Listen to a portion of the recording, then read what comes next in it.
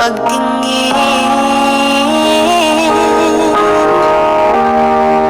Natapos ang bakasyon, balik eskwela na, pero bigla kang nawala. Di ko alam kung nasaan ka na ba. Puso'y nasasaktan sa biglaan mong paglisan. Pero ngayon, nandito ka na.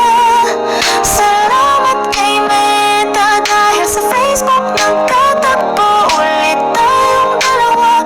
Pinaglayo man sa isa't isa, pero hindi yun problema.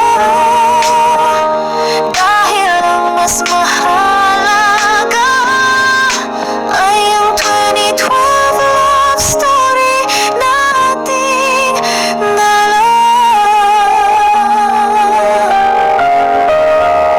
Ang taong dati lang ay pangarap, ngayon na lagi ko nang nakakausap.